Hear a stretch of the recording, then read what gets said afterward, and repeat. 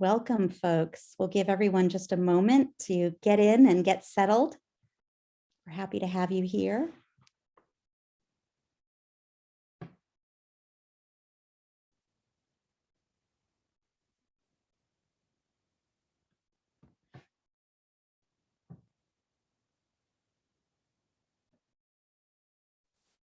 Welcome, everybody. So glad to have you join us this evening. We'll get started in just a moment.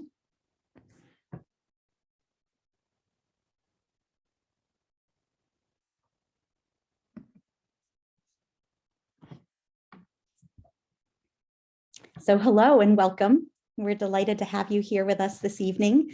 Welcome to Keeping the Light On, Holding Government Accountable. I'm Laura Simoes, the Executive Director of the Nackey S. Loeb School of Communications. For those of you who are new to our school, we are a 22-year-old nonprofit. We were established with a mission to promote and defend the First Amendment of the U.S. Constitution and to foster interest, integrity, and excellence in journalism and in all forms of communication. And we do this by educating students of various ages and providing them with the tools and knowledge to improve their communication skills and to help them understand more about the 5 freedoms contained in the First Amendment. You are all a part of this mission just by being with us this evening, by attending events and classes, and you can learn more about our work at our website. That's loebschool.org. In a moment, I'm going to hand things over to our moderator, but first I want to thank our co-host for this webinar, the New England First Amendment Coalition. NEFAC has great programs this week and all year round. You can learn more at their website, nefac.org, nefac.org. The New England First Amendment Coalition is continuing an introductory series on public record laws with new classes on the appeal process for individual states in New England and the Federal Freedom of Information Act, introductory content on public records law, and a collection of 3 stories about public record cases in New Hampshire are online modules. You can access these at any time. These are hosted by Emily Sweeney of the Boston Globe, and they can be viewed online at nefac.org. This Wednesday, in just a couple days at 6 p.m., Attorney Greg Sullivan, who's also with us this evening, will join a webinar to explain how to appeal public records request denials. And he will provide tips on how to obtain records when an agency claims they may be exempt from disclosure. This online session is called Public Record Appeals. Learn how to fight back when your records request is denied. The session is free, it's open to the public, and registration is at nefac.org. So let's settle in for this evening's webinar. If you would like to ask a question during the evening, you can use the Q&A button at the bottom of your screen. We will all be watching throughout the session for your questions. We are recording this webinar, and we will post that recording to our Loeb School website this week. This evening's panel, Keeping the Light On, Holding Government Accountable, is moderated by Casey McDermott. Casey is a reporter and editor at New Hampshire Public Radio. Our panelists are Gilles Bissonnette, the legal director for the ACLU, New Hampshire, the Honorable William Delker, Justice for the New Hampshire Superior Court, Emily Gray Rice, City Solicitor for the City of Manchester, New Hampshire, and Gregory V. Sullivan from Malloy Sullivan, a First Amendment law specialist and a board member of both the Loeb School and NEFAC.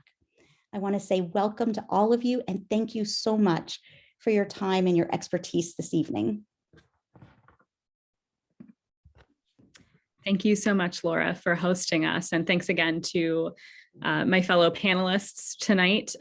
There's a wealth of knowledge on display, and I'm really eager to dive into the conversation. Just to echo what Laura was saying, I would welcome any of the attendees tonight. At any point, please send us questions. We really want this to be interactive. We want this to feel like you're in conversation with each of these individuals who are here, who've been generous enough to share their time and their expertise tonight.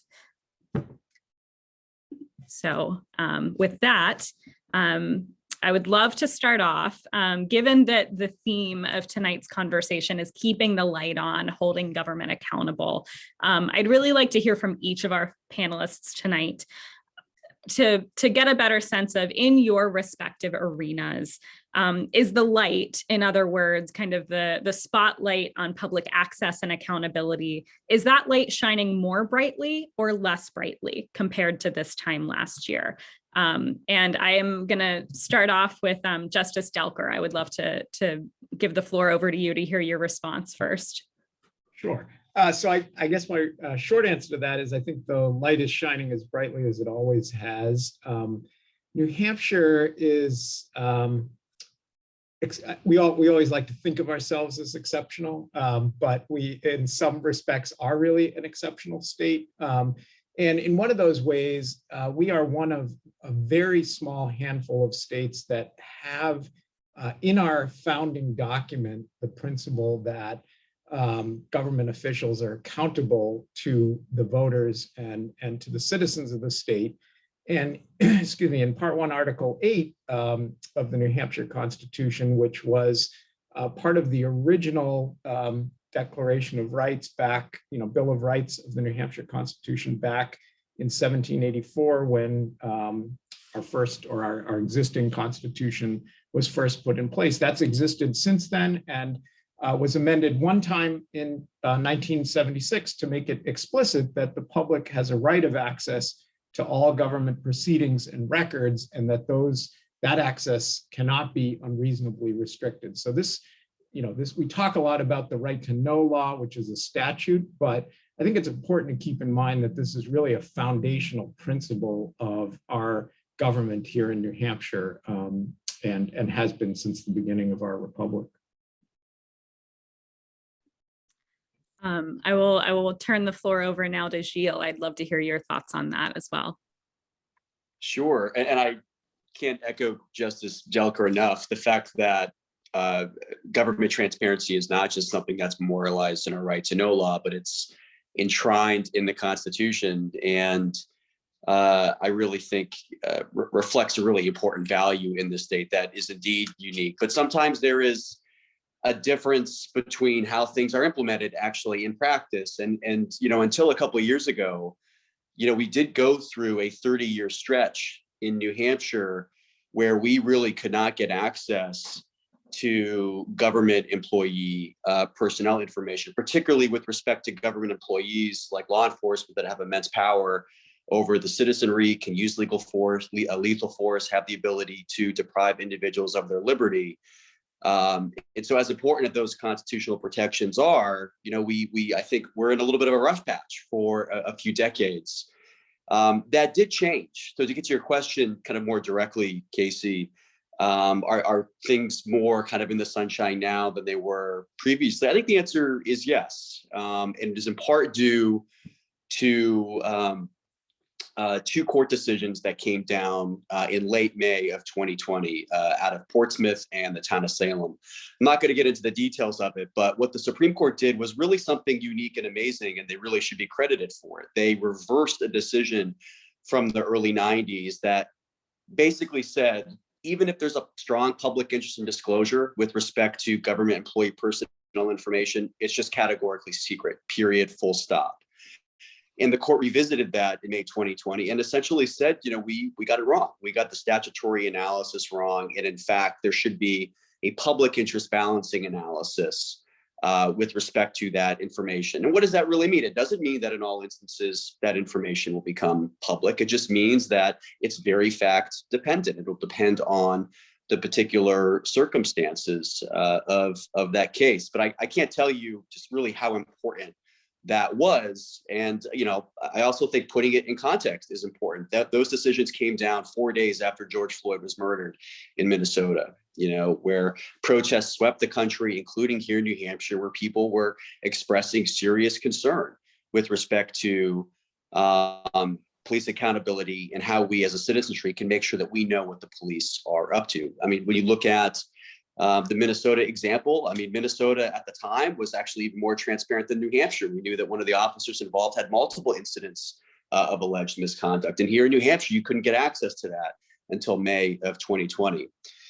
Since May of 2020, I think we've seen some very positive steps. As a result of this new public interest balancing test, a lot of municipalities have gone through the process of reevaluating their practices and have disclosed information without litigation and have said, you know, listen, yeah, these documents are important. They belong to the public. We think the privacy interests here are minimal because we're dealing with an officer who may have engaged in misconduct in their official duties. And the public interest is high as a result. So they'll give it over. Some haven't. And that has resulted in subsequent litigation. There have been multiple cases in the Superior Court, largely been successful, where courts have ordered municipalities under this due balancing test to produce this information. There has not yet been a New Hampshire Supreme Court case going through this balancing test. We've just seen it at the Superior Court level, but I can tell you that there is a decision that we're all waiting on, including my office, including municipal lawyers, called the Provenza case. That will, I think, really should set the tone and should set the standard, hopefully going forward, so we can all have a little bit of greater clarity as to how this test would be employed in practice. One last thing I want to say, Casey, before I turn it over to others. I know I've been talking a while. There's been, I think, a little bit of a hiccup over the last couple months where I am now seeing municipalities, well, obviously municipalities, police unions, arguing that as a result of a decision that came down a couple of weeks ago dealing specifically with how police records are managed in criminal cases. And there, the Supreme Court held that in the context of a criminal case, when a defendant gets police personnel information, that defense lawyer needs to keep it confidential. I am now starting to see an argument from police unions that that decision actually means that in the right to know law context, police records are categorically secret. I am very concerned about that argument. I don't think it's right. Provenza may address some of that, the Supreme Court case that's coming down, but that would undo the last 30 years of, it would undo the victories that we've secured over the last 2 years and bring us back, if that's correct, to the 30 years of secrecy that we had, except in this instance, that secrecy would be unique to law enforcement. Only law enforcement would get the special protections of secrecy. We don't think that can be right. The police work for us. You know, they're paid by taxpayer dollars and have really a unique power to deprive individuals of their liberty. So that's kind of that's what I've been thinking about in particular over the last few weeks. I'd love to come back to a few things that you mentioned, as well as some things that Justice Delker mentioned, but let's hear from our other panelists, and then there's plenty of time to dive back into that. Attorney Sullivan, I would love to hear your thoughts on that same question. Are we seeing more light or less light than this time last year in New Hampshire?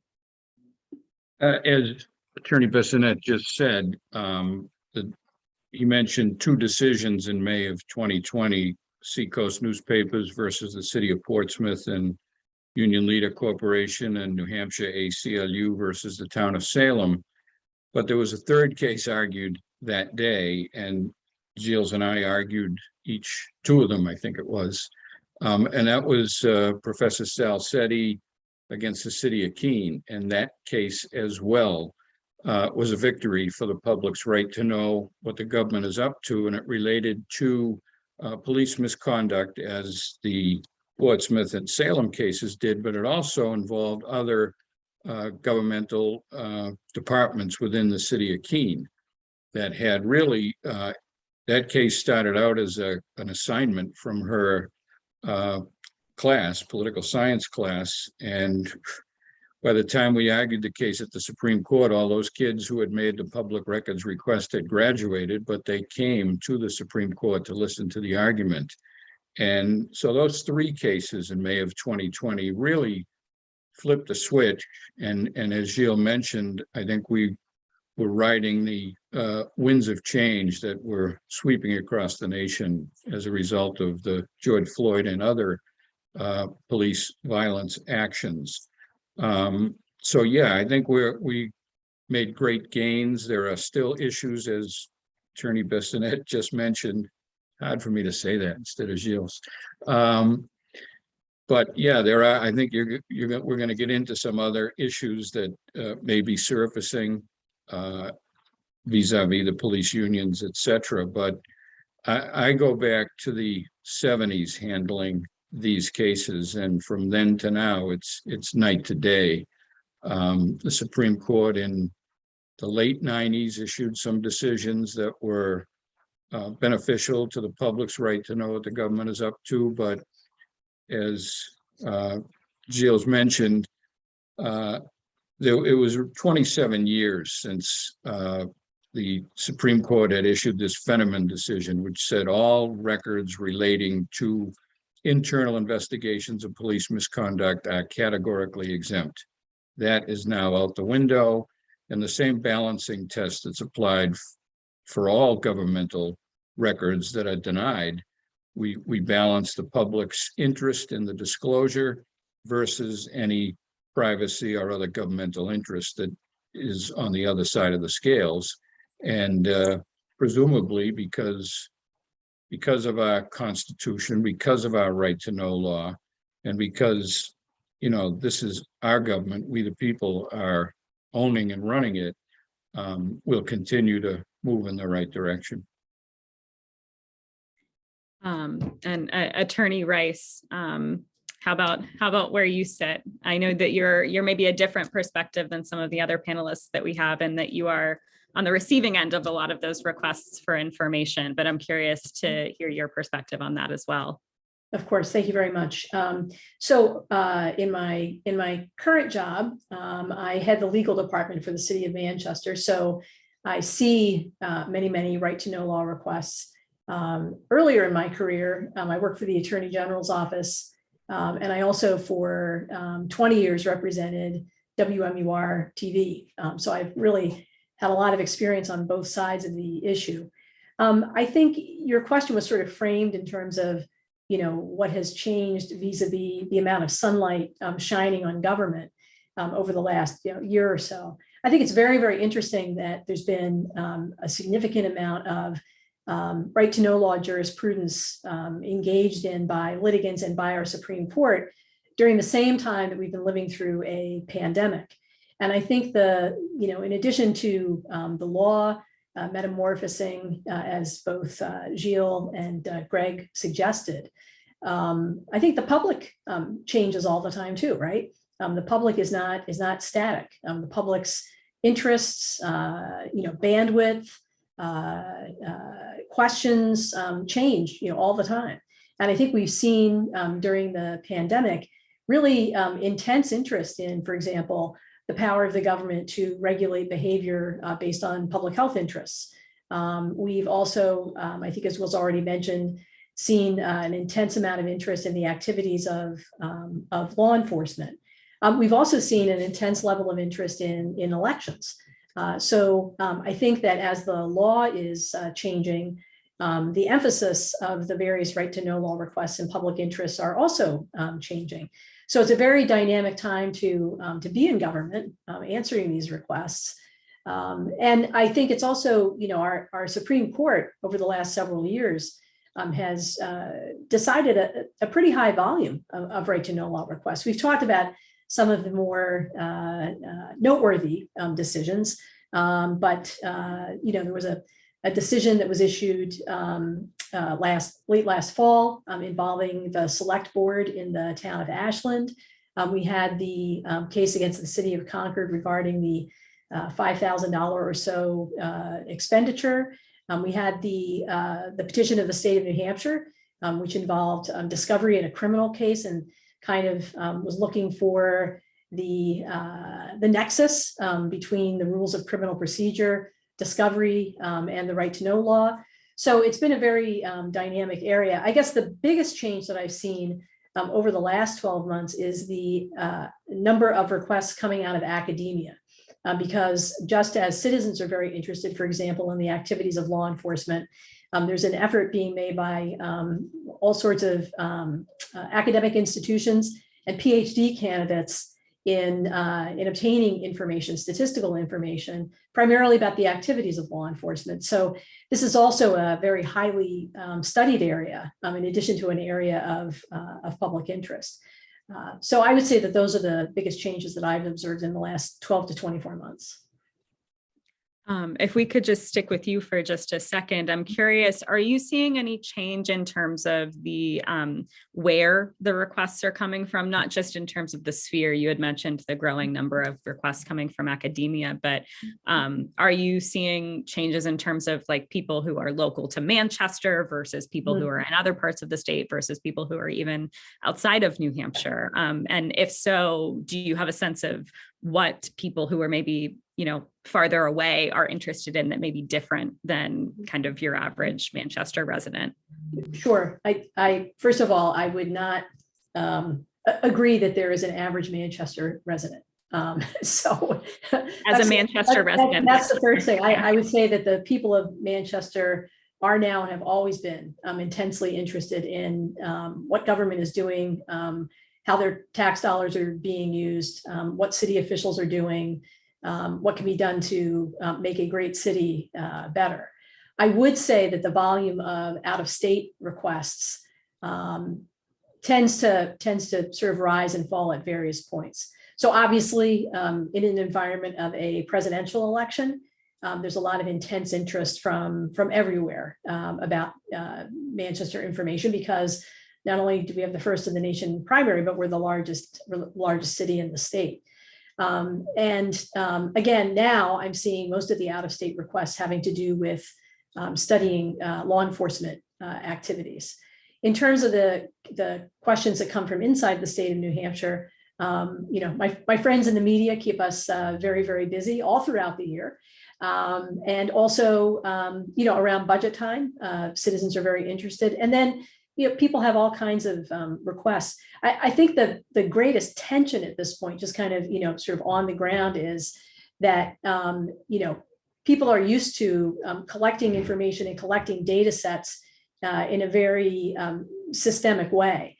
And many times municipal technology and municipal archiving and record keeping practices are much more analog than the rest of the world. And so sometimes there's a clash there, because it can take a very, very long time for us to, you know, pour through a large data set, because it doesn't really exist as a data set. But, you know, we try to explain to people what we're doing, why it's taking so long, get them to prioritize their requests. But in terms of in-state and out-of-state, I would say that the largest requests for the largest data sets come from out-of-state.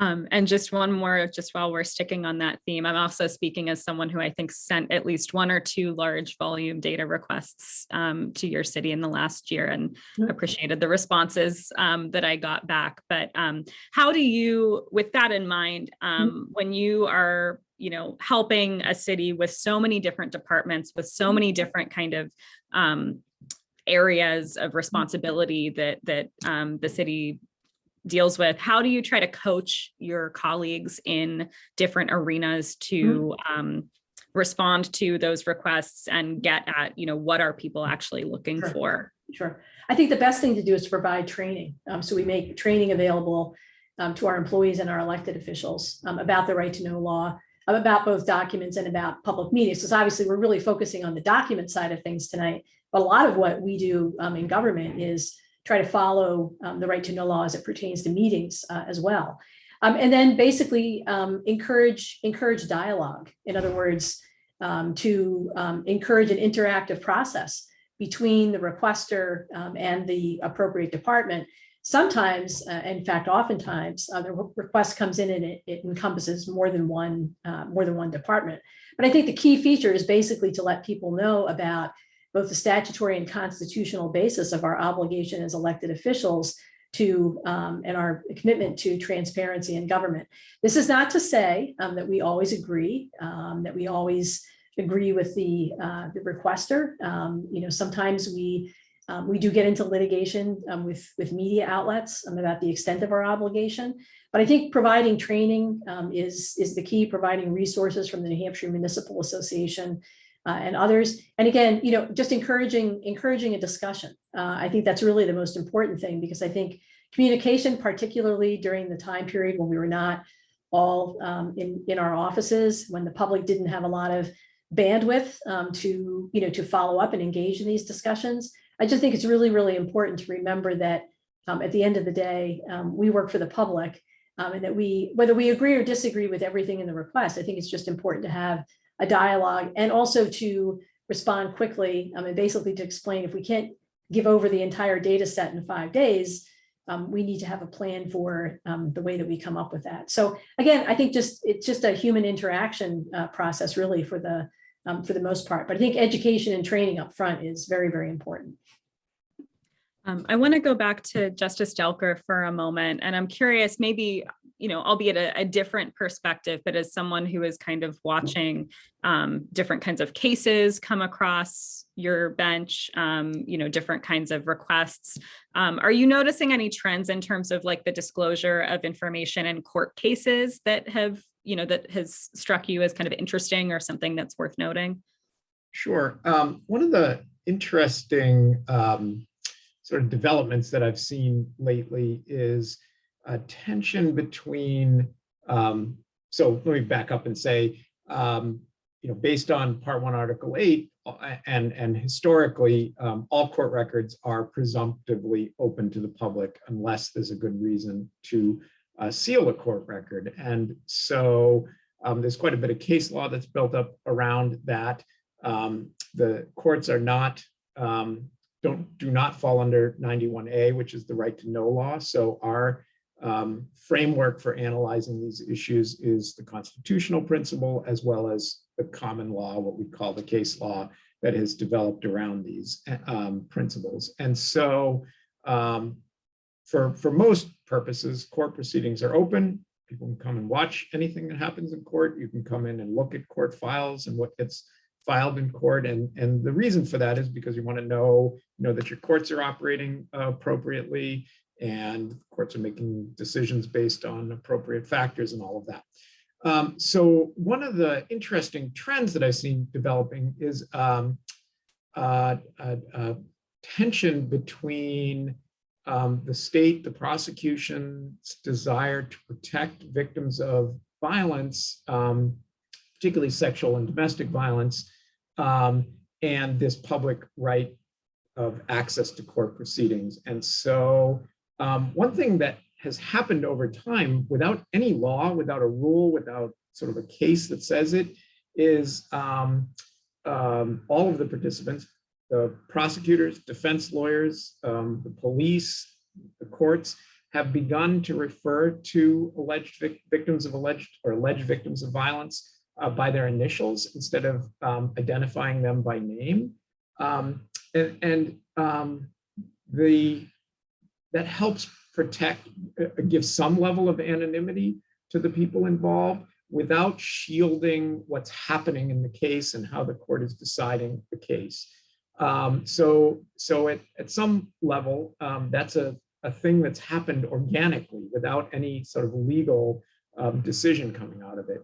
On the other hand, I've noticed a concerted trend to put more pleadings under seal because the prosecution is arguing that exposing certain aspects of the case will be detrimental to the named victim in the case. And that stands then in tension with this public right of public access. And it's not an easy, the answer to that is not an easy answer. And it's really got to be decided on a case-by-case basis, because certainly the idea of public access to court proceedings is core to our accountable government. And on the other hand, being a victim of a crime and having to participate in a public way is, that's difficult. I don't, being a witness, even if you're not the victim in a court case, is not an easy thing to do. And so recognizing that tension and that dynamic is that balance is hard, and something that I've seen developing sort of slowly over time. We have kind of a practical question from one of our audience members, and then I'll let you jump in. So Carla asks, how does one know that a case is sealed? Well, so by and large, with very narrow exceptions, an entire case is not normally sealed. So, and when I say narrow exceptions, one example of that would be the parental notification. So under New Hampshire law, in order for a minor to have an abortion without notifying the parents, they've got to come to court and get permission to do that. And so those cases are sealed entirely. But that's sort of a truly an exception. It's more individual filings like motions and pleadings in cases get filed under seal. So you know the case exists, but a lot of what's going on in the case, if those motions are filed under seal, then people don't really have a good sense of what's happening in the case and how it's progressing and in what direction it's progressing. And so you will see in the court, so from a public perspective, what you see in the court file is an entry in the docket of that case. And under the court rule, the entry has to identify in general what the motion is about. So let's say it's a motion to suppress certain evidence in the case, and the state wants that motion to suppress kept from the public. It has to at least say state's motion to suppress, so that you know that much is pending. And then there's a notation that that document is under seal. Actually, Greg and I sat on a subcommittee of the Supreme Court that developed rules around this and tried to control how much information was under seal, and to encourage or to require litigants to file as much in the public record as possible by filing two versions of a pleading, one under seal so the court could see, the judge could see all of what's written, and another that is what we call a redacted version that keeps sort of the non-confidential information in the public record, but keeps the confidential information. Maybe there's mental health issues, maybe there's very sensitive personal health or other issues going on in the case that really don't belong in the public domain, but also don't impede the public's understanding of what's happening in the case. And actually, Can I chime in on that, Casey? Yeah, go ahead. Yeah. Oh, I didn't mean to interrupt you. I mean, one of the things just kind of in my practice that I am seeing just a little bit of are pleadings kind of sometimes being reflexively sealed. You know, it's where there's not a dispute between the parties that the document should be sealed.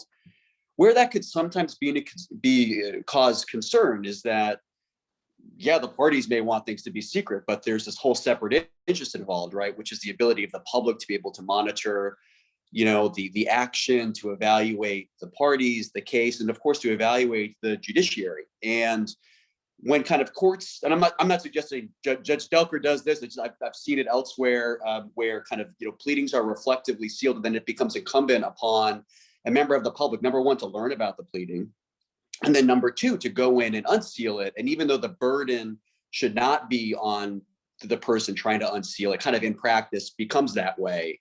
And so, I mean, that's kind of something that I know that our organization is kind of working on to try to, have that happen a little bit less. I think it's not consistent with the rules, which I think clearly, again, the presumption is in favor of public access.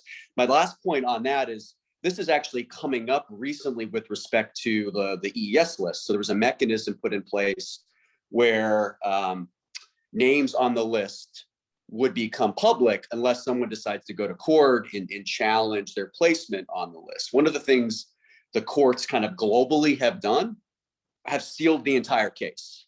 And we don't think that's appropriate at all. I think it could be done in a far more tailored way, obviously, where you redact the name, but to kind of seal everything and have those cases dealing with police and whether they should be on that list or not, and have that done in secret with no government accountability. I can just say it's something that we're concerned about. We don't think it's consistent with the rules, and it's something that we're actively litigating. So just to follow up on Attorney Bissonnette's point. I agree with him. I do think the lawyers tend to file motions under seal sort of reflexively and not file the redacted version because it's easier for them, to do it and just agree that the document's under seal. If it's, I've seen it in something as mundane as a motion to continue because the defendant tested positive for COVID, right? And well, yes, that's a health issue. How much of a privacy issue is that in today's day and age that somebody tested positive for COVID? And so, but somebody made an objection. Could that motion to continue have been filed publicly with a redaction about the defendant's health condition? Let's say it was something more sensitive about the reason the defendant or let's say the victim was asked, had some issue in the case, health issue that was more sensitive. You should be, and the litigants should be filing a motion to continue that the public can see with that portion about the health concerns redacted from the pleading. And that's not happening. And I think that doesn't happen mostly because it's a lot of work on the lawyers and they're all pressed for time. And it's just easier to agree to put it under seal. Well, if I may jump in, Casey, that was sort of the issue in the petition of the state of New Hampshire, right? The parties, the state was going to produce some personnel information under 105.13b. All the parties agreed that the information could be protected under a protective order. And the judge said no. His initial read was that to allow that to happen would be to keep from the public information that they would otherwise be entitled to. As Gilles pointed out earlier, the court actually agreed. The court actually disagreed with the lower court, but that was the way that the issue was framed. Is that the judge declined to exercise that power based on the right to know law. And I guess it sounds like there are a number of different interpretations of that opinion, but that's where it went. I know Attorney Sullivan has been trying to jump in. I want to give you a chance to respond. Oh, no, if I was trying, I would have.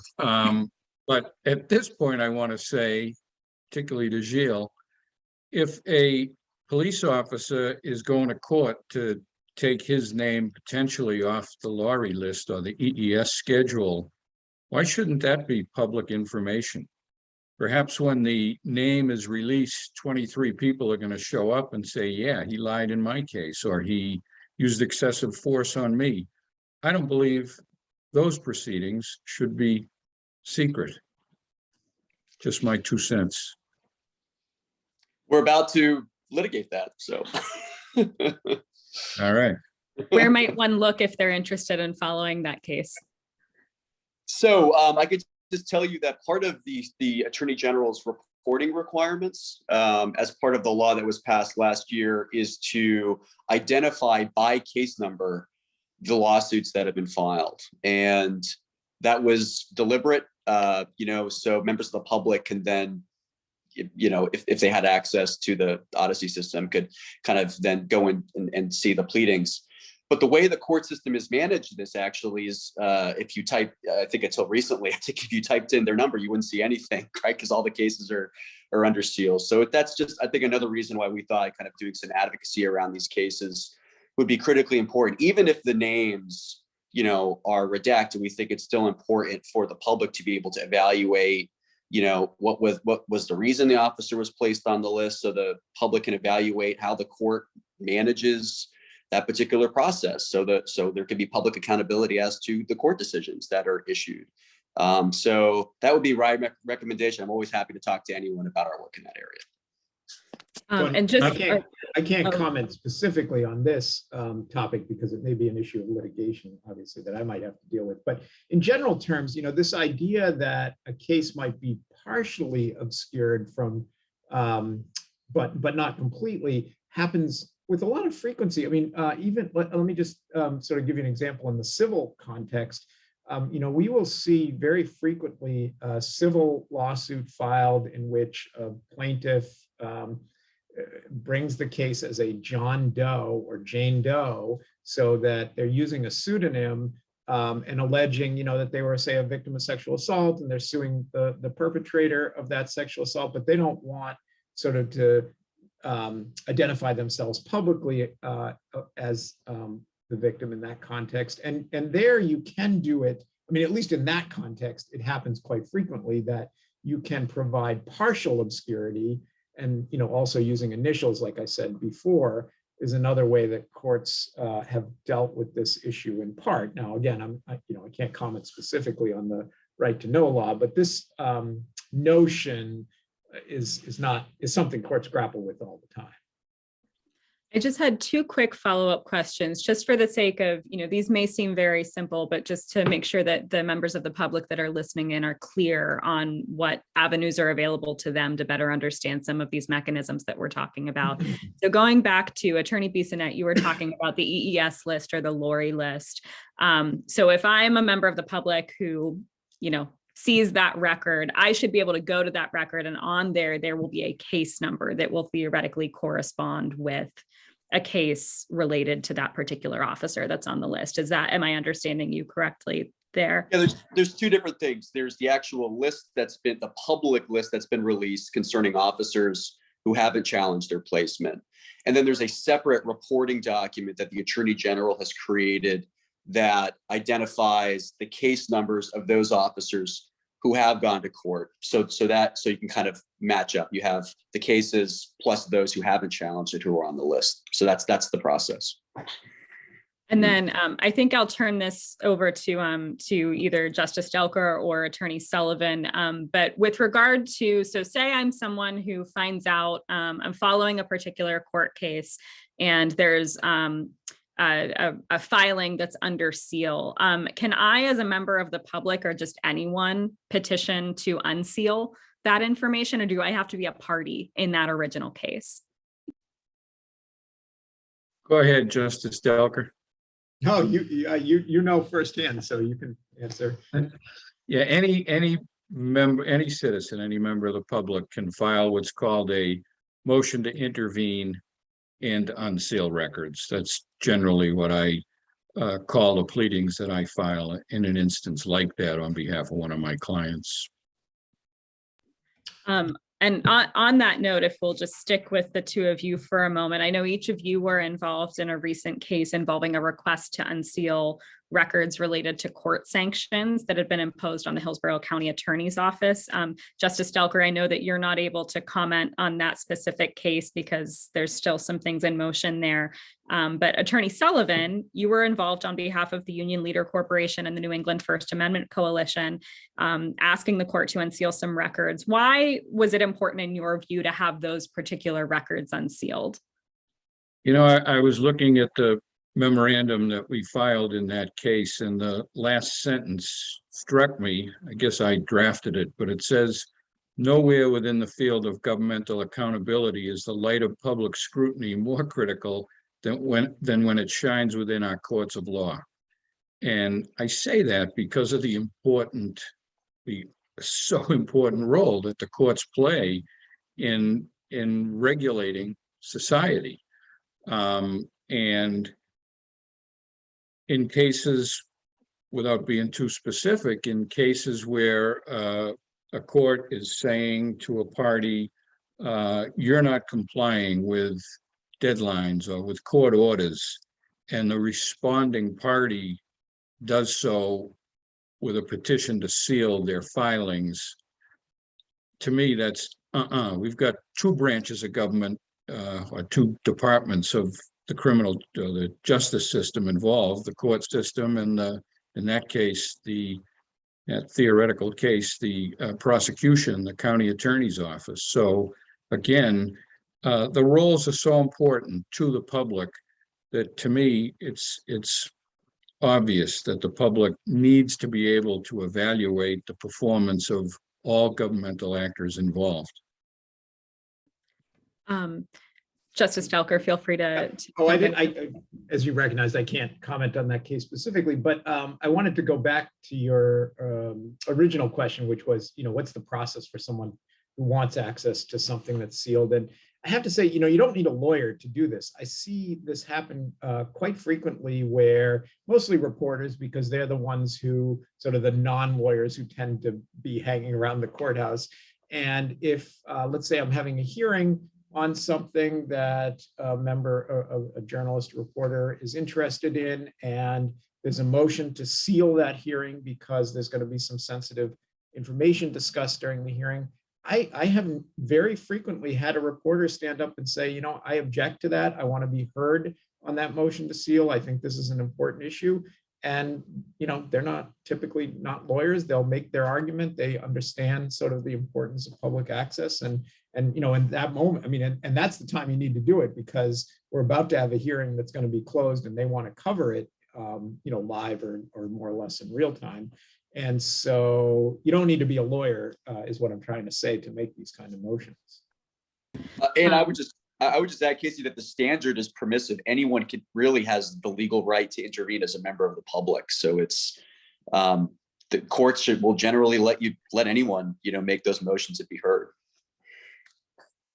And for the journalists listening, they also have the right to say, Your Honor, could you please postpone the hearing until such time as I can have my lawyer appear and argue on my behalf. I can see how that would be critical in certain circumstances as well. Justice Delker, I want to stick with you just for a moment because a few of your fellow panelists touched on this idea of the court system also being a branch of government that should be subject to, that should be open, that should be accountable to the public. I wonder, speaking in general terms, how you think about your role and how you try to kind of keep your courtroom open and accountable to people who may be wanting to observe how you're functioning. Yeah, there's no doubt about it. And the case law is very clear on that point, which is courts are presumptively open to the public, and anyone can come and watch anything we do. In fact, I do a lot of civics education with high school and sometimes middle school students, and I really encourage them to come and watch, and I love it when they come, and then we can have a discussion about the cases that just happened, because I think it's a really great opportunity for people to learn about what, not only their courts, but the prosecutors and the defense lawyers and what's happening in, one of the three branches of government.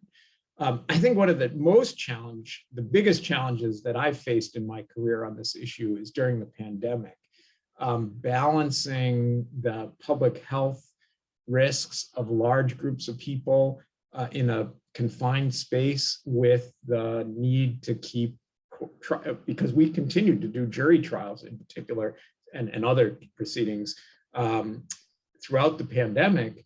And when we were doing things live in court, when we were doing things virtually, it was easy to make it open to the public because anyone could ask for a link and they could sign in and they could watch what happened in a hearing by what we use WebEx technology, but Zoom, same idea. What was much, much more challenging during the pandemic was when we were doing trials and we had to limit the number of people in the courtroom for public safety, but we also had to make sure that anyone who wanted to see that case happen could have access to it, and we could provide that. And so we came up with mechanisms to do that with closed circuit TV in another courtroom, and allowing some members of the public to be present, and sort of not manipulating, but sort of working within the structure we had to make it a safe environment, but to still keep it open. I want to return to, we've talked a lot or touched on the issue of the Lori list in this conversation so far. I know that has been, really in the limelight, especially in the last year, as more portions of that list have been released to the public for the first time. I'll put this question, I think, first to Attorney Bissonnette, and then I would love to hear others' thoughts on this. But what kind of impact do you think that these new disclosures have had so far? And do you think this has led to any kind of greater move toward more transparency in law enforcement records in general? I think the release of portions of that list, not yet complete, have been really significant. Just for those folks who maybe heard about this list, but don't really know kind of what its function is or how it's used. The Lori list, or what's also called the exculpatory evidence schedule, is a list maintained by prosecutors as a flagging mechanism for when an officer who may be testifying in a criminal case may have an issue in their personnel file dealing with their credibility and or trustworthiness that would need to be disclosed to the defendant in a criminal case. And so that's why the list kind of works, and it exists so prosecutors in essence don't have to go in every criminal case through every police officer's personnel file. And so it's that why it was created, really for efficiency purposes. But of course, with the creation of that list, I think also comes then a public interest in disclosure with respect to that list, because it not only helps evaluate how prosecutors are performing their prosecutorial responsibilities, which is, I think, a significant public interest. It also is reflective of police officers' potential misconduct. And so we, along with various media outlets, including Greg, filed a lawsuit on that back in 2018. And that culminated in after kind of multiple periods of litigation, both the Superior Court and the Supreme Court, led to a statute that kind of implemented this rollout of the list that I conveyed before. And so that statute is starting to be implemented. And that's why back in December, we started to get a round, at least a first round of names. There'll be another round of names in March. The document is actually kind of a tight document. It really just, it has the name of the officer, the police department, the date of placement on the list, the date of incident. Those aren't always the same. It's actually material. Sometimes if you have an incident that happens 5 years before placement, that's 5 years where their disclosures may not have been made and maybe they should have been made. And then you also have a column at the end of the document that just lists a couple words. So, you know, it's not always easy to understand why an officer's on the list. It could be for something really minor. It could be for something really significant. Why the list is important is, and we've seen it in a series of news articles that have come out, including by NHPR. Some of those officers are still working, you know, and to the extent that the misconduct is serious, maybe that's a problem. If the misconduct is not that serious, maybe that's okay. But part and parcel with disclosure of this list, I think, needs to also be disclosure of the underlying misconduct, so the public can then evaluate whether, you know, this officer maybe is a bad officer or maybe just isn't and made really one small, you know, mistake that still was a credibility mistake that requires placement. So to me, really, all of this needs to see the light of day. The list is just the EES is just a piece of it, right? But, you know, the underlying, you know, misconduct also needs to come out as well, to create a fuller picture of you know, law enforcement that may have credibility issues. So what you are seeing now, it also in response to the court decisions from 2 years ago that made police personnel records at least more public under the balancing test, is now we're actually making requests for some of the personnel file informations of those officers that are on the list that have become public, to try to paint a more full picture and kind of solve this puzzle of you know, some officers who may have, you know, have issues. Not all officers have issues. I want to be very clear. You know, our position just at the ACLU is, you know, if there's been misconduct, given the unique role of police, you know, really the public needs to have access to that information. Attorney Sullivan, I would love to hear your thoughts on that as well, given your involvement in some of that litigation. Yeah, I mean, the legislature took action, presumably based upon where that litigation was headed.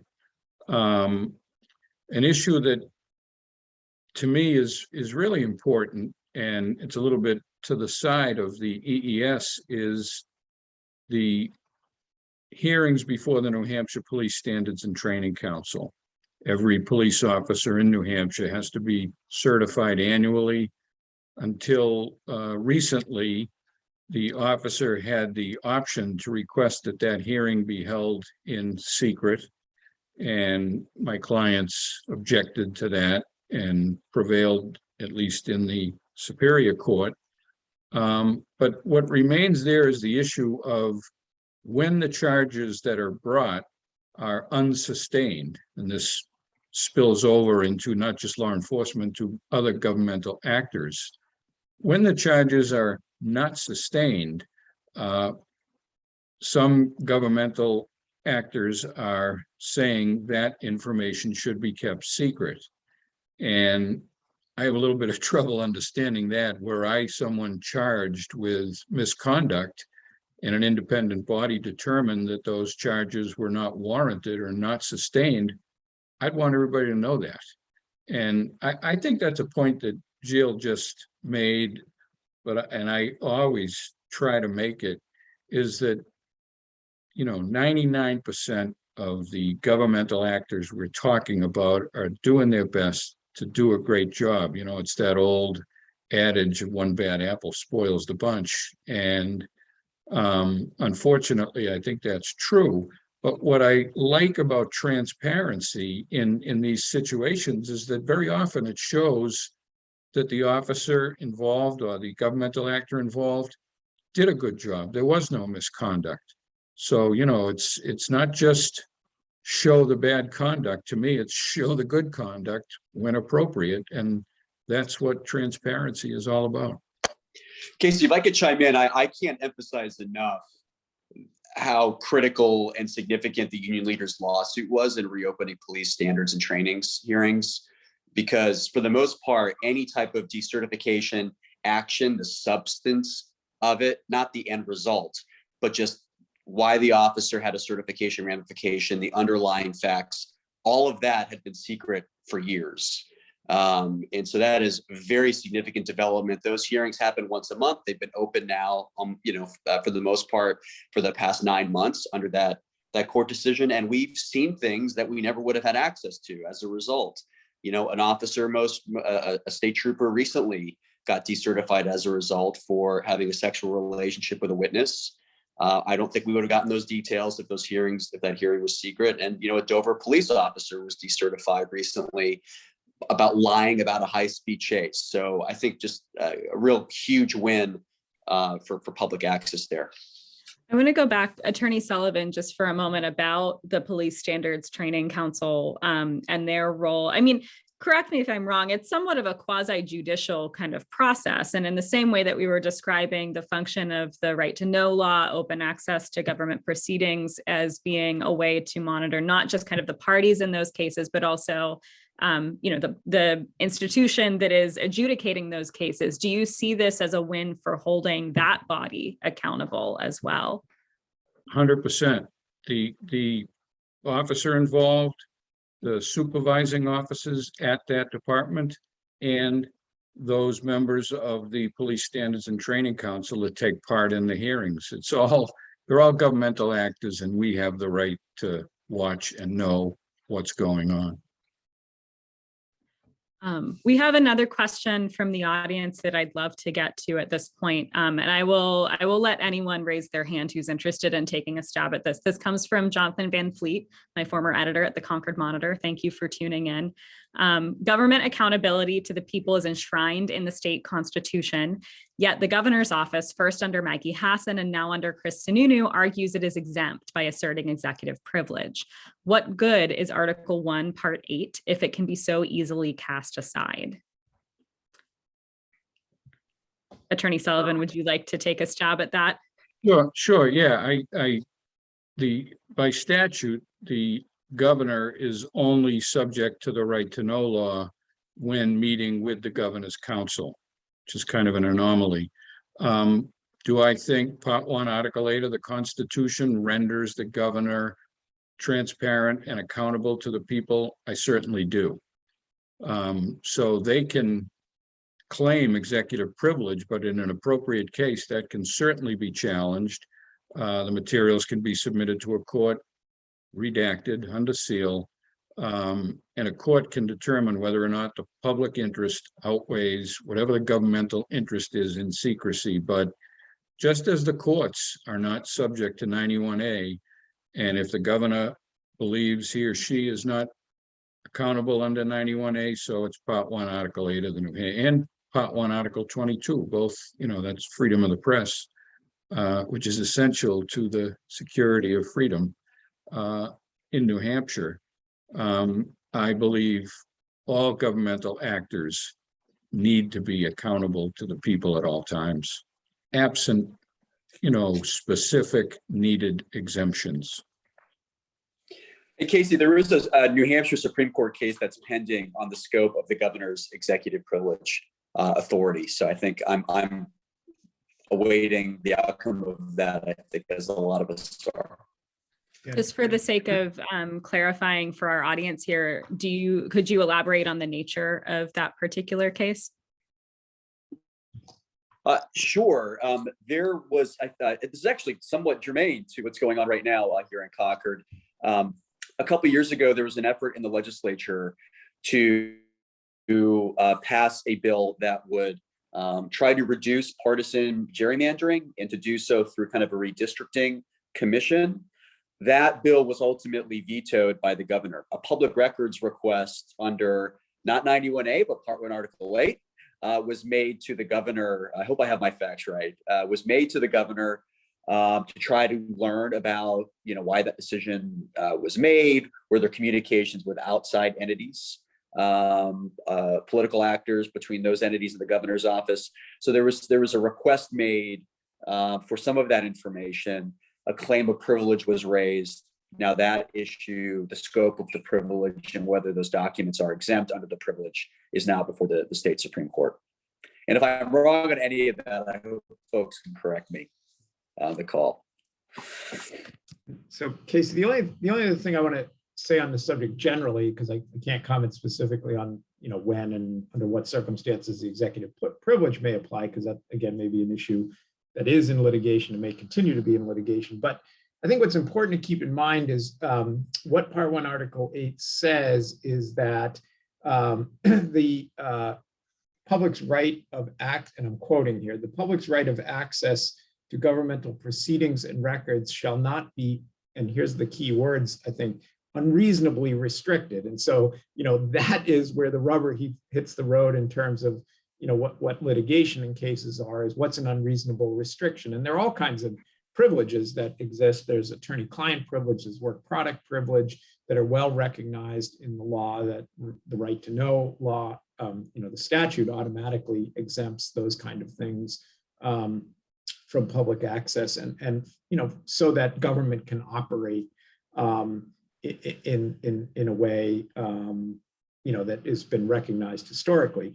And so this is sort of where much of our work as courts come into play. These kind of words like unreasonable, we see it all the time in the search and seizure context. The Constitution doesn't protects only unreasonable protects people against unreasonable searches and seizures. And so, a lot of law builds up around over time about what is unreasonable, what does the law recognize as reasonable versus unreasonable. And that's what these cases that Greg and Emily and Gilles have been talking about really help us develop a body of law to understand those parameters.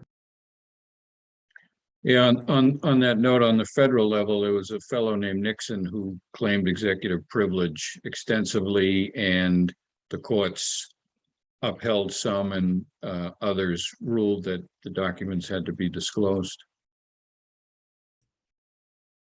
Every case turns on its own set of facts.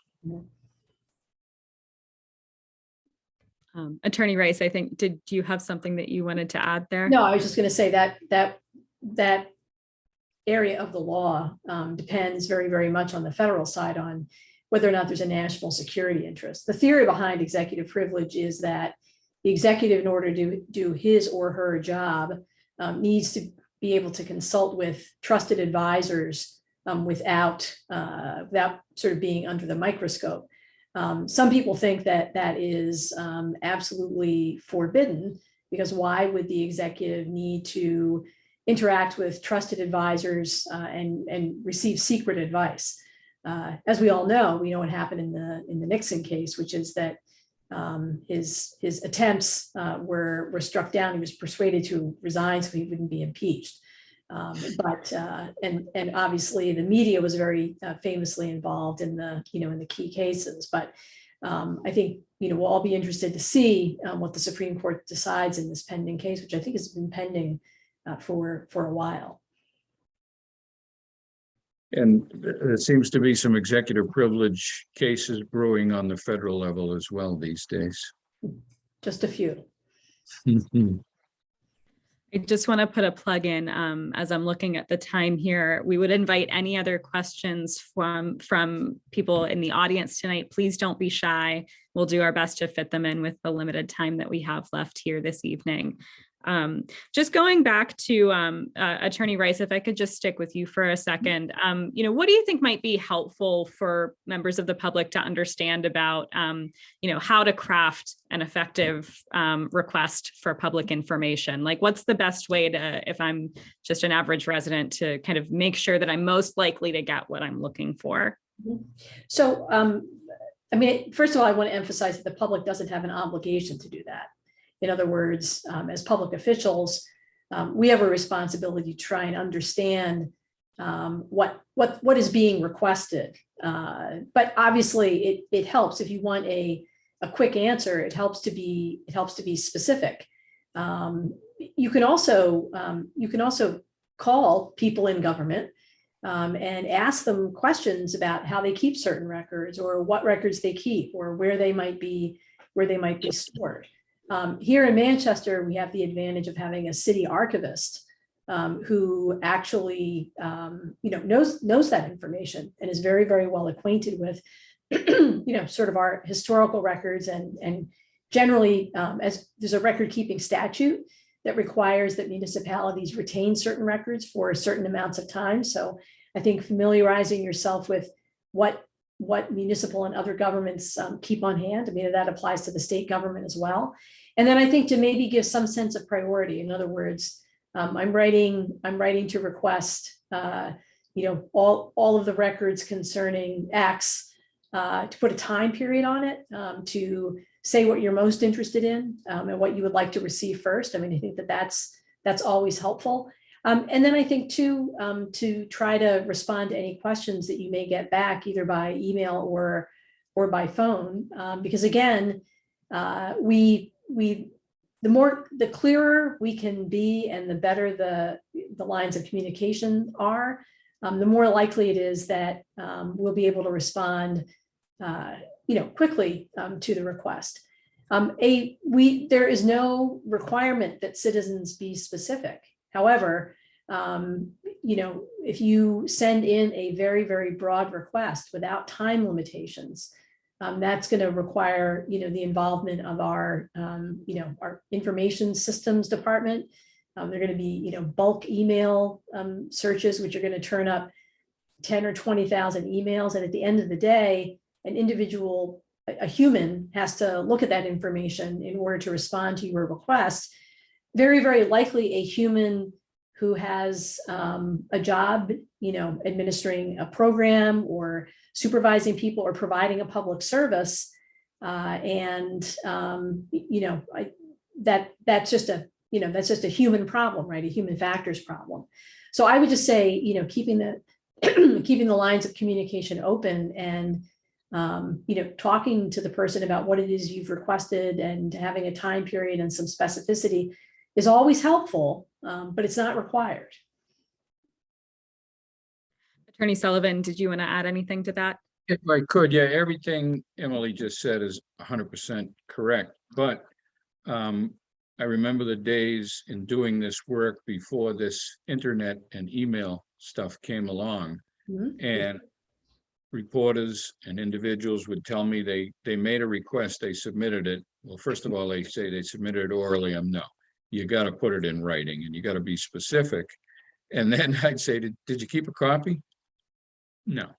So you put it in writing and make sure you keep a copy. But now we have this email system, which really takes care of both of those items, in writing and having a copy or a receipt. And I'll say the students in the Salcetti versus Keene case, most of the evidence that we presented to the court that was very persuasive were emails going back and forth. They could prove the city was saying, well, you've asked for lists. And of course, the city doesn't have to produce information that they don't keep in the format requested. So the students would request all records relating to excessive use of force in the police department. And the city would write back, we don't keep a list of that nature, so your request is denied. Well, ultimately, the Supreme Court held, after the Superior Court didn't, the Supreme Court held no, they weren't asking for lists, they were asking for records. But it was the chain of emails that really won the day.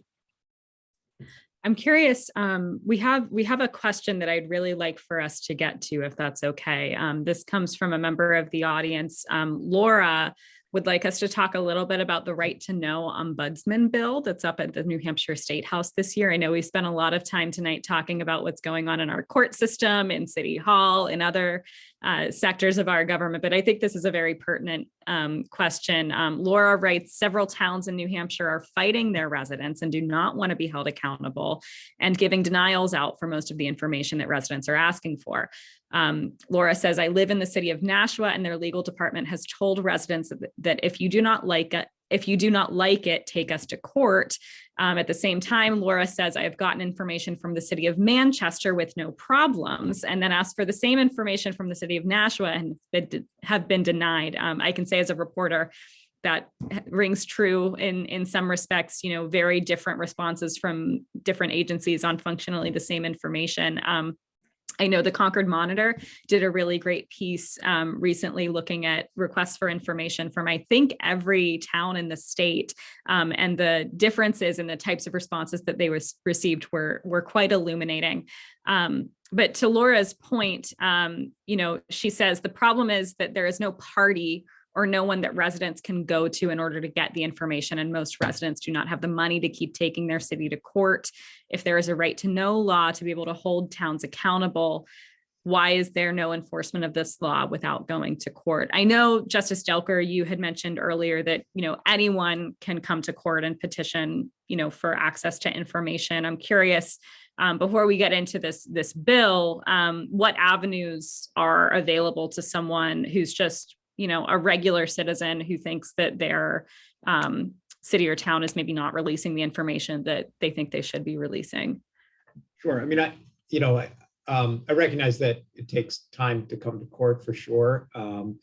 But that again is not complicated. We have a process by which a self-represented litigant can fill out what we call a complaint, which sets forth what are they seeking, what's the issue that they want to bring to court, and then file that case. And then one of the important things to keep in mind is that the 91A, the right to know law, does actually have penalties for the town or the municipality if they unreasonably withhold information, if they should have disclosed it and have made a sort of intentional bad faith decision not to disclose information. And certainly something like paying back the cost of filing the lawsuit, or if there's a lawyer involved, those kind of things can be recouped if the litigant prevails in the long run and can show that the government was acting in bad faith. So, there is a remedy built into the statute for this kind of situation where, towns just can't dig their heels in because they do face potential serious consequences. Attorney, one moment, if we could just go to Attorney Sullivan, who I think has been waiting maybe to weigh in on this.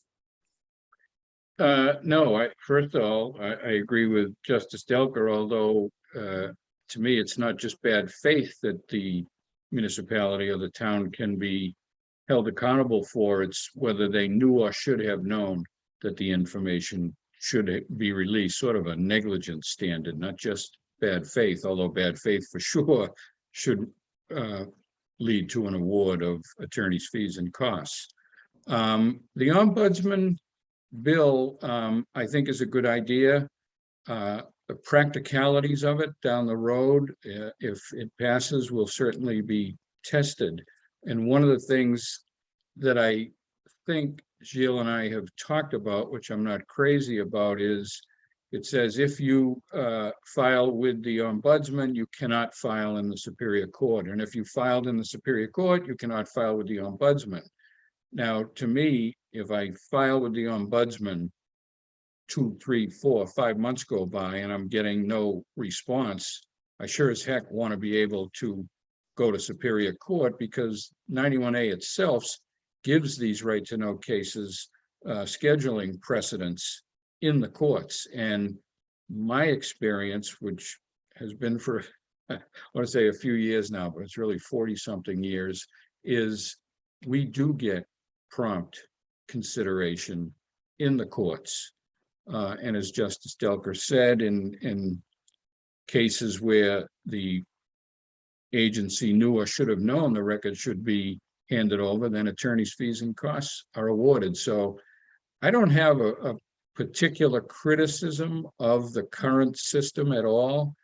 I know there in Massachusetts, there's a supervisor of public records, sort of an intermediate step, but everybody who utilizes that step tells me that, yeah, we won before the supervisor of public records. The supervisor said, yeah, release the records. The city or town doesn't do it. And the supervisor has no teeth, no ability to enforce their decision. So you end up in the Superior Court anyway. I'm told Connecticut has a good ombudsman system, or at least a commission that hears these cases. And of course, you've got practical considerations. Is it going to be one person deluged with 5,000 cases right off the bat, and you're log jammed now? Is it going to be funded sufficiently? So I just don't know, but I at the risk of sounding like I'm brown nosing, if that's the proper term, the courts, I think they do a great job with right to know cases. Can I make a plug for this bill? Huge. Because it sounds like Greg's not as enthusiastic. If you can keep it brief, I'm and then very we'll supportive get of this. And yeah. just so you know, this came out of a study committee 5 years ago to resolve the very issue that the questioner was kind of raising, is that absent some alternative process, you have to go to court. And it's easy for me as a privileged lawyer who has all of this training and experience to say kind of, just go to court. It's not that big of a deal. It's a really big deal, and it's a deterrent. Given the formality, the lack of access to resources, I think it hinders people from invoking their rights. And so I am very hopeful that this is a viable alternative process for people to get the relief that they need. And I'm happy to go into details offline because I know we're short on time. Just really very, very briefly, I just want to share something that our questioner wrote in, saying that the city of Nashua, she says, has lost several right to know cases with Nashua residents, and the courts have still not fined the city for withholding that information. So that may speak to maybe some of the barriers of getting to a resolution through the current process. Just very briefly, Attorney Sullivan, Attorney Rice has been waiting here very patiently to weigh in. I just want to say I joined Gilles in that hope. Casey, I don't really have anything to add on the bill. I can't. I don't think the city has taken a position, and therefore I can't take a position in this seminar. But I did want to just raise one, perhaps as a philosophical point, which is that you have a bunch of lawyers on this webinar, and many of us have been involved in right to know law litigation. Judge Delker, sometimes decides cases brought before him based on the right to know law.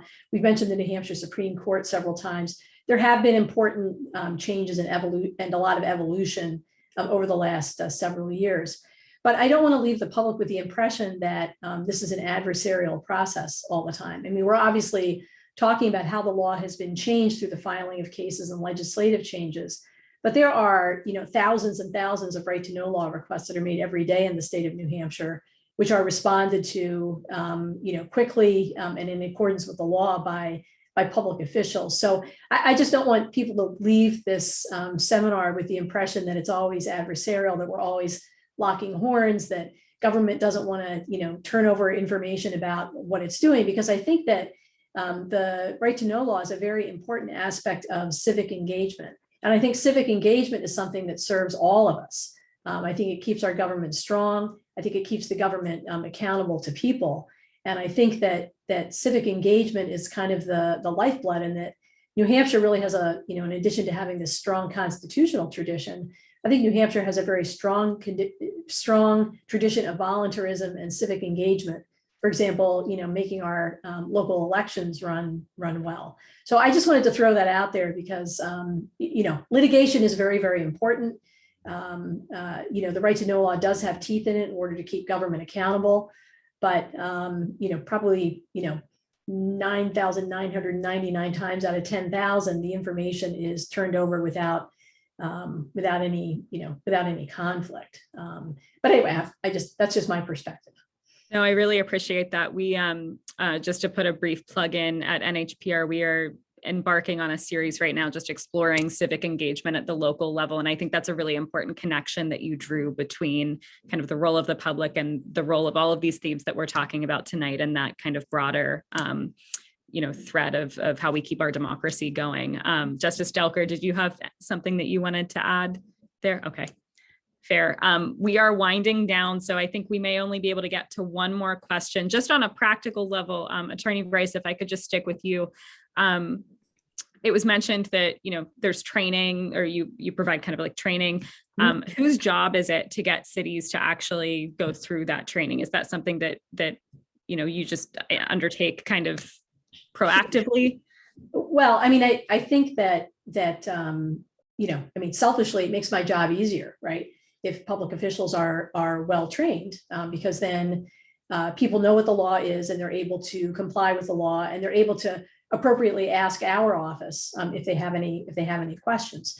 So there are all kinds of varieties of training. I mean, we provide an orientation, for example, to aldermen. We provide at least annual training to city department heads and employees on all kinds of things, but also including the right to know law, because that's a great, again, it's really good to be able to remind people of those principles. And also it's really good risk management, right? When we do get involved in litigation over the right to know law, I want to make sure that we have a very significant and important principle at issue. We may not agree, but we do understand that there are teeth in the right to know law, just as there are with any law. We don't want to create an environment where the city of Manchester is darkening the door of Judge Delker's courtroom every time we have a disagreement. That's not how to run a city. There are free resources from the New Hampshire Municipal Association. Members of the public who are interested in the perspective of municipalities on legal issues, including the right to know law, can visit their website. The ACLU has a very good website that they put up all their court decisions. I assume the New England First Amendment folks do the same thing. So we want to basically create an environment where people feel comfortable interacting with the public in all kinds of ways, and that to the extent there's some esoteric legal questions, which sometimes they come up, that they're appropriately elevated to us, and again, we can have a dialogue with our clients and respond legally and respectfully to even the requests that we may not agree with.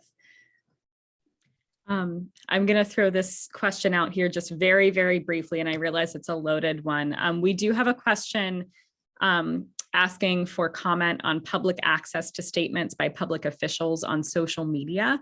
I'm curious to hear, anyone who wants to jump in, how social media factors into like these themes. Are you seeing that play a role or kind of influence how public bodies are thinking about what they can disclose or how they disclose information given, the kind of environment that we exist in right now? Well, I just give a very, very brief answer.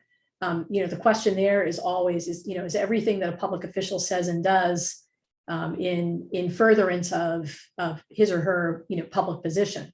And that's a really, really hard question to answer generally. So Greg said earlier that, cases depend upon their unique facts and circumstances. And I would say that the same thing applies when it comes to social media accounts, Twitter feeds, that sort of thing. I don't think that there's a silver bullet yet. If there is, we haven't found it. Well, I want to be mindful of everyone's time tonight. Thank you all for joining us. Thank you in the audience for your great questions. Thank you to our panelists. I, for one, look forward to continuing to file right to know requests with the City of Manchester, to showing up in Justice Delker's courtroom when appropriate, and following the lawsuits that Attorney Bissonnette and Sullivan are involved in. So thank you all for being with us and for sharing your expertise this evening. I want to echo that by saying thank you all so much. This was really illuminating. And as we say good evening to everyone, I want to remind you that Sunshine Week isn't over. News outlets around the state and the nation are using their editorial and news pages to share stories and opinions on open government. This Wednesday, you can tune in to watch Attorney Greg Sullivan speak to the New England First Amendment Coalition, and you can access information and tools for using your First Amendment freedoms at our website, loebschool.org, and at the New England First Amendment Coalition website, nefac.org. So thank you so much, Judge Delker, Attorneys Rice, Bissonnette, and Sullivan for joining us and for your long time and ongoing support of the Loeb School. And Casey, we're so grateful for your moderation and your stewardship of our attendees' questions. I want to say good evening to everyone, and we hope to see you all back at the Loeb School very soon. Take care. Thank you. Good night. Thank you, everybody.